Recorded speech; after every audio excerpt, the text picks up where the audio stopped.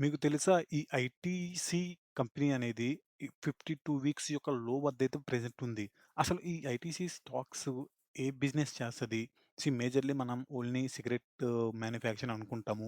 But దీనికి చాలా business ఉన్నాయి. మనం డిస్కస్ చేద్దాం ఈ వీడియోలో.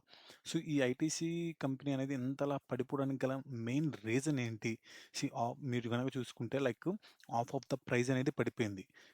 520 నుంచి ఆల్మోస్ట్ 270 దాకొచ్చింది. Almost half of the price పడిపోయింది ఈ మధ్యలోనే. దట్ టూ లాస్ట్ డిసెంబర్ నుంచి. ఎందుకు ఎంతలా ఐటీసీ స్టాక్ పడిపోయింది? దానికి గల మెయిన్ రీజన్ ఏంటి? విత్ ప్రూఫ్స్‌తో సహా మీకు ఈ వీడియోలో చెప్తాను. అండ్ ప్రెజెంట్ ఈ స్టాక్స్‌ని బై చేయాలా? లేదా ఆల్రెడీ ఉంటే సెల్ చేయాలా? లేదా హోల్డ్ చేయాలా? అనేది ఫుల్ డీటెయిల్స్ మనం ఈ వీడియోలో తెలుసుకుందాం. ఓకేనా?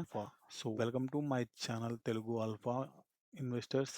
మీరు గనక చూసుకుంటే మన ఛానల్‌లో చాలా అంటే చాలా స్టాక్స్ షార్ట్ టర్మ్‌లో ఇన్వెస్ట్‌మెంట్ చేస్తే మంచి ప్రాఫిట్ వచ్చేటటువంటి కంపెనీస్ గురించైతే మీకు అనాలిసిస్ చేసి మంచి స్టాక్స్ గురించి ఎక్స్‌ప్లెయిన్ చేశాను. ఇంకా మీరు గనక చూడకుండకపోతే ఎళ్లి చూడండి. లాస్ట్ 1 మంత్‌గా నేను ఎవ్రీ వెడ్నెస్‌డే అండ్ సాటర్‌డే వీడియోలైతే చేస్తున్నాను. మంచి ఆపర్చునిటీ ఉన్న స్టాక్స్ గురించి. Pi industries, UPL industries, Dabur and Bajaj consumer, HDFC bank ఇవన్నీ ఆల్మోస్ట్ 52 వీక్స్ యొక్క లో వద్దైతే ఉన్నవి. సో, ఇంకా ఎవరైనా చూడకుండా ఉంటే మన ఛానెల్‌లో వీడియోస్ అవైలబుల్‌లో ఉన్నాయి. వెళ్లి చూడండి. ఇంకా లేట్ చేయకుండా ఈరోజు టాపిక్‌లోకి వెళ్ళిపోదాం. ఈ ఐటీసీ స్టాక్ అనేది ఫస్ట్ ఆఫ్ ఆల్ ఏం చేస్తది? ఐటీసీ స్టాక్ అనేది మెయిన్ బిజినెస్ వచ్చేసరికి సిగరెట్ కంపెనీ అని చాలా అంటే చాలా మనకి తెలుసు. కానీ అది ఓన్లీ సిగరెట్ ఒక్కటే కాదు. అది సిగరెట్ కాకుండా packing, paper boarding, special paper, agri business, IT services వంటి విభాగాలలో కూడా దీనికి బిజినెస్ అనేది ఉంది. దట్ మీన్స్ ఇది ఓన్లీ ఒక్క సిగరెట్ మ్యానుఫ్యాక్చరింగ్ మీదే డిపెండ్ అవ్వకుండా సెక్టార్స్‌లో మెనీ బిజినెస్‌లలో ఇన్వాల్వ్ అయి ఉంది. సో అపోహలో ఉండదు. ఓన్లీ ఇది సిగరెట్ మ్యానుఫ్యాక్చరింగే అని చెప్పేసి. ఇది మల్టిపుల్ వాటిలలో ఉంది కాబట్టి మంచిగా ప్రాఫిట్ వచ్చి మంచిగా ఉండాల్సిన స్టాకు. ఓకేనా?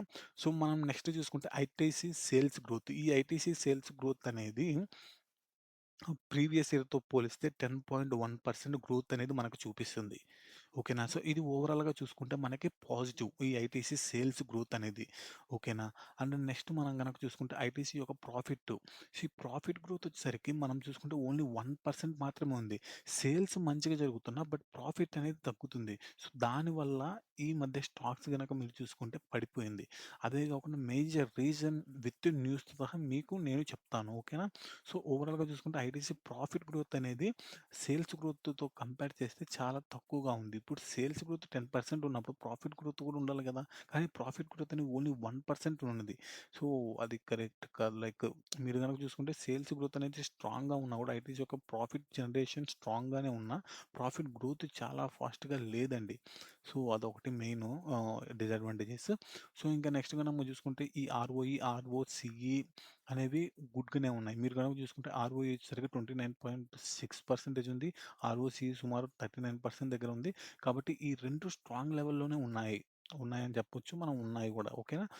మనం ఐటీసీ డెబ్ట్ టు ఈక్విటీ చూసుకుంటే ఇది మనం యాన్యువల్ రిపోర్ట్‌లో కూడా చూసుకున్నాము. దాని ప్రకారం కూడా మీరు చూసుకుంటే నెగ్లిజిబులే. అదంత ఎక్కువగా అయితే లేదు వీళ్ళకి డెబ్ట్ టు ఈక్విటీ మీన్స్ అప్పులు కూడా ఏం ఎక్కువగా అయితే ఏమీ లేవు. హ్మ్. అండ్ మనం ఐటీసీ ప్రమోటర్స్ హోల్డింగ్ గనుక చూసుకుంటే ఈ ఈ ఐటీసీలో ప్రమోటర్స్ హోల్డింగ్ అనేది జీరో అండి. అంటే ఈ స్టాక్‌లో మేజర్‌గా మనకి institutional investors, foreign investors, government shares వాటి వరకే ఉన్నాయి గానీ, ఈ కంపెనీ ఓనర్‌షిప్‌లో మేజర్ పోర్షన్ ఇన్‌స్టిట్యూషన్ ఇన్వెస్టర్స్‌లే ఉన్నారు. ఇక్కడ మనకు చూసుకుంటే ఇక్కడ ప్రమోటర్స్ యొక్క గ్రూప్ అనేది అటువంటిది ఏమీ లేదంటే ప్రమోటర్స్ అనేది హోల్డింగ్ 0% ఓన్లీ ఈ institution investors plus public shares public అంటే మనము కొండము అలాంటోళ్ళు ప్లస్ ఫారిన్ ఇన్వెస్టర్స్ షేర్స్ యొక్క ఎక్కువ పర్సెంటేజ్ ఉంది. మీరు గనక చూసుకుంటే ఇప్పుడు ఐటీసీ షేర్ యొక్క హోల్డింగ్ ప్యాటర్న్ డీఐఐఎస్ అంటే ఇన్‌స్టిట్యూషనల్ ఇన్వెస్టర్స్ మన ఇండియాకి సంబంధించినోళ్ళు 49% అనేది ఉంది. ఫారిన్ ఇన్వెస్టర్స్ 34% ఉంది. పబ్లిక్ మనము 16% అనేది ఉన్నాం. గవర్నమెంట్ హోల్డింగ్ 0.04 ఇక్కడ. సో, ఇక్కడ గనక మీరు చూసుకుంటే మెయిన్ ఇంపాక్ట్ వచ్చేసరికి మనకి మన ఇండియాలో ఉన్న ఆహ్, పెద్ద పెద్ద ఇన్వెస్టర్స్, మ్యూచువల్ ఫండ్స్ వాళ్ళు ప్లస్ ఫారిన్ ఇన్వెస్టర్స్ వీళ్ళిద్దరిని కంబైన్ చేస్తేనే 83% ఉంది.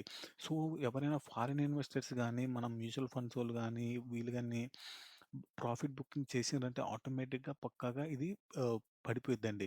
పబ్లిక్ సెల్ చేయడం వల్ల అంత ఇంపాక్ట్ అయితే చూపించదు. తక్కువ పర్సెంటేజే కాబట్టి. బట్ వీళ్ళిద్దరిలో ఎవరైతే ప్రాఫిట్ బుక్ చేసుకుంటారో వాళ్ళ వల్ల మన స్టాక్ అయితే పక్కాగా పడిపోయిద్ది. చాలా అంటే చాలా పడిపోయిద్ది. సో, ఇప్పుడు పడిపోవడానికి కూడా మెయిన్ రీజన్ అదేనా? అసలు ఒకవేళ అదే అయితే ఎందుకు మెయిన్‌గా రీజన్ అదే ఉంటది మాక్సిమం. బట్ ఎందుకు ఫారిన్ ఇన్వెస్టర్స్ అంతలా మన ఇన్‌స్టిట్యూషనల్ ఇన్వెస్టర్స్ ఎందుకు అంతలా అమ్మారు అనేది కూడా మనం తెలుసుకుందాము ఈ వీడియోలో. సో, ఇంకా మనం చూసుకుంటే ఫైనల్‌గా టెక్నికల్‌గా చార్ట్ గనుక చూసుకుంటే ఇదనేది స్వింగ్ హై మేజర్ రెసిస్టెన్స్. ఇది ఇక్కడ మేజర్ ఇంకోటి రెసిస్టెన్స్ ఉంది. ఈ 2 రెసిస్టెన్స్‌ని దాటుకొని కిందకొచ్చేసరికి మనకి మెయిన్‌గా ఆల్మోస్ట్ 52 వీక్స్ యొక్క లో వద్దైతే ఉంది. కరెంట్‌లీ మేజర్ సపోర్ట్ జోన్ వద్దైతే ఉందండి. ఓకేనా? So, this is the market structure which I draw okay. So, చూడండి పాజ్ చేసి మీకు చూడాలనుకుంటే చూడండి. మనకు తెలుసు కదా! మార్కెట్ అనేది ఎప్పుడు స్ట్రెయిట్‌గా కింద పడదు. స్ట్రెయిట్‌గా పైకెళ్ళదు. సో, ప్రెజెంట్ అయితే ఈ మేజర్ సపోర్ట్ జోన్ వద్ద ఉంది. ఇది మార్కెట్ స్ట్రక్చర్ చెక్ చేయండి. నేను ఒకసారి రియల్ మార్కెట్‌లోకి వెళ్ళిపోతే ఇది 52 వీక్స్ యొక్క ఈ డాటెడ్ లైన్స్. 52 వీక్స్ యొక్క లో ఏదో కరెక్ట్‌గా 52 వీక్స్ యొక్క లో వద్ద ఉంది. అసలు ఎందుకు ఇంతలా పడిపోయింది? దానికి గల కారణం ఏంటి అనేది చూసుకుంటే మనం ఇండియా అనేది టొబాకోకి యాక్చువల్‌గా ప్రీవియస్‌గా అయితే 28% ట్యాక్స్ అనేది ఉండేదండి. బట్ ఇప్పుడొచ్చేసరికి దాన్ని 40% దానికి ట్యాక్స్ చేస్తున్నామని చెప్పేసి న్యూస్ అయితే వచ్చింది. అది కరెక్టే నిజమైన న్యూసు. సో, దానివల్ల ఇదంతా యాక్చువల్‌గా మీకు ఒకవేళ చదవాలనుకుంటే చూడండి. ఇక్కడ ఉంటది న్యూస్‌లలో. బట్ నేను ఓవరాల్‌గా మీకు తెలుగులో ఇది ఎక్స్‌ప్లెయిన్ చేసేదేందంటే, సిగరెట్స్ మీద ప్రీ ప్రీవియస్‌గా 28% ట్యాక్స్ ఉండేది. బట్ ఇప్పుడొచ్చేసరికి 40% ట్యాక్స్ చేయడం వల్ల, అంటే ఆల్మోస్ట్ మనకి చాలా పర్సెంట్ అనేది ట్యాక్స్ దాని మీద ఇంక్రీజ్ చేయడం వల్ల ఏమైతుంది? అంత ట్యాక్స్ సిగరెట్ మీద చేస్తే ఏమైద్ది? సో, సిగరెట్ రేట్లనేది ఆటోమేటిక్‌గా పెంచాలి. సో, పెంచినప్పుడు ఏమైతుందంటే ఇప్పుడు సిగరెట్‌ల రేటు పెంచితే మనం యూజ్ చేసేవాళ్ళు తక్కువ యూజ్ చేస్తారు. ఇప్పుడు రోజుకి ఒక 4, 3 తాగేవాళ్ళు ఏం చేస్తారు ఎక్కువ రేట్‌లో ఉన్నవాళ్ళు తక్కువైపోయిద్ది. సో, అప్పుడు సెల్ గ్రోత్ కూడా తగ్గిద్ది. సెల్ గ్రోత్ తగ్గితే ప్రాఫిట్ గ్రోత్ అనేది తగ్గిపోయిద్ది. సో, ప్రాఫిట్ గ్రోత్ తగ్గడం వల్ల లైక్ అదే ఒక భయం ఆహ్, ఈ షేర్ ప్రైస్ తగ్గిపోయిద్ది. ఇంకా అయిపోయిద్దని చెప్పేసి ఈ ఫారిన్ ఇన్వెస్టర్స్ అనేవాళ్ళు అందరూ ప్రాఫిట్ బుకింగ్ చేసేసి అమ్మేసుకున్నారు. సో, దానివల్ల స్టాక్ అనేది పడిపోయింది. సో, అంటే నేను చెప్పాను కదా! ఫస్ట్‌లో ఐటీసీ స్టాక్ అనేది ఓన్లీ సిగరెట్ మ్యానుఫ్యాక్చరింగ్ మీద డిపెండ్ అవ్వలేదు. వేరే చాలా వాటి మీద డిపెండ్ అయిందని చెప్పేసి బట్ ఓన్లీ సిగరెట్ మీద ట్యాక్స్ చేస్తే ఇంతలా పడిపోవాలా అనే ఆలోచన వచ్చింది. సో, దానికి గల మెయిన్ రీజన్ ఏందంటే, ఇప్పుడు మనం చూసుకుంటే హ్మ్, ఈ ఐటీసీ కంపెనీకి ఉన్న బిజినెసెస్ ఇవి. ఈ లిస్ట్ చూసుకుంటే ఈ లిస్ట్‌లో మనకి మెయిన్‌గా ఇక్కడొచ్చేసరికి stand alone operating income. Income అనేది మెయిన్‌గా దేని మీద వస్తుంది అంటే 83% ఆన్ సిగరెట్ మీద. సో, సిగరెట్స్ మీదే ఈ కంపెనీకి ఆల్మోస్ట్ 83% వస్తుంది. సో, ఇంత ఇంపాక్ట్ చేసే ఈ సిగరెట్ కంపెనీకి ఇంత బ్యాడ్ న్యూస్ వచ్చినాక పడిపోకుండా ఉండదండి. సో, మీరు గనక చూసుకుంటే చార్ట్‌లో కరెక్ట్‌గా ఇది ఎప్పుడైతే జనవరి 1 ఈ మధ్యన వచ్చేసిందో అంతకుముందు బానే ఉంది స్టాక్. కొంచెం పడిపోయింది. సో, ఎప్పుడైతే ఇది జనవరి 1 అంటే ఇది ఇక్కడి నుంచి. సో, ఆల్మోస్ట్ హైలో ఉన్నప్పటి నుంచే న్యూస్ ఎప్పుడైతే వచ్చిందో అప్పటి నుంచి లైక్ ఫారిన్ ఇన్వెస్టర్స్ కానీ, లేక మన ఇన్‌స్టిట్యూషనల్ ఇన్వెస్టర్స్ గానీ వాళ్ళందరూ ప్రాఫిట్ బుకింగ్ చేసుకోవడం వల్ల ఇక్కడికైతే వచ్చింది మేజర్ సపోర్ట్ వద్ద. సో, ఇప్పుడైనా నాకు తెలిసి మేబీ ఈ ఫారిన్ ఇన్వెస్టర్స్ గానీ వాళ్ళు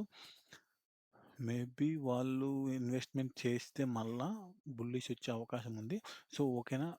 నా పాయింట్ ఆఫ్ వ్యూ ఏంది అంటే జస్ట్ ఒక్కసారి అబ్జర్వ్ చేయండి. ఇంకా 1 వీక్ గనక అబ్జర్వ్ చేయండి. ఇది ప్రెజెంట్ అయితే లో హై, లో లో, లో హై సారీ లో లో, లో హై లోలో, లో హై, లోలో, లో హై, లో అని చెప్పేసి లైక్ ఇది మార్కెట్ స్ట్రక్చర్ అండి. ఇలాగొచ్చేసింది. ఎప్పుడైతే ఇక్కడి నుంచి పైకెళ్ళిపోయి ఈ హైని బ్రేక్ చేస్తదో, బ్రేక్ ఆఫ్ ది స్ట్రక్చర్ అని చెప్పేసి మనకొకటి ఏర్పడిద్ది.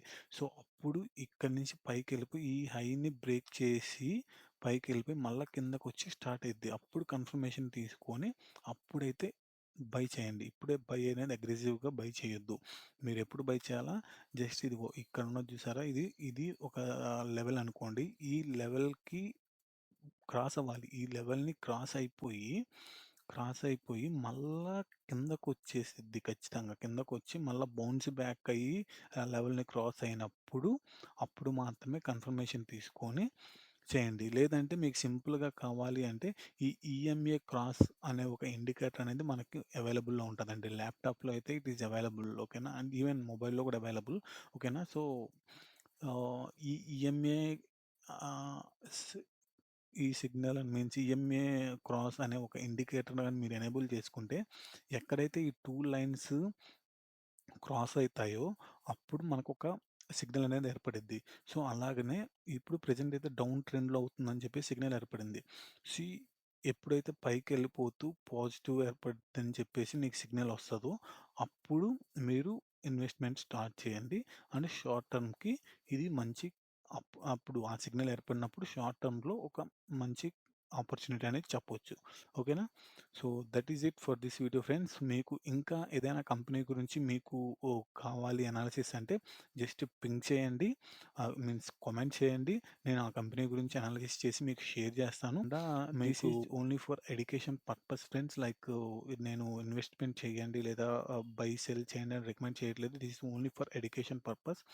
మీరు అనాలిసిస్ చేయండి బిఫోర్ బయింగ్ అండ్ మీ యొక్క అనాలిసిసు ఆహ్, అండ్ మీ ఫైనాన్షియల్ అడ్వైజర్ నుంచి అడ్వైస్ తీసుకొని మాత్రమే ఇన్వెస్ట్‌మెంట్ చేయండి. ఓకేనా? So, that's it for this video friends. Thank you all.